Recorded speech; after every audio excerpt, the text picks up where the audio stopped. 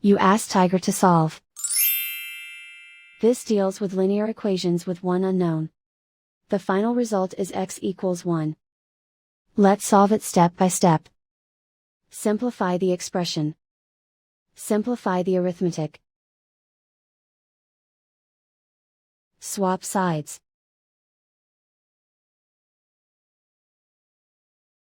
Isolate the x.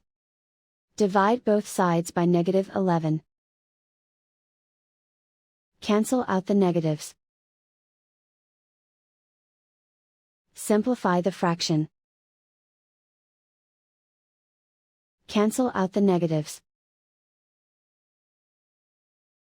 Simplify the fraction. And so the final result is x equals 1.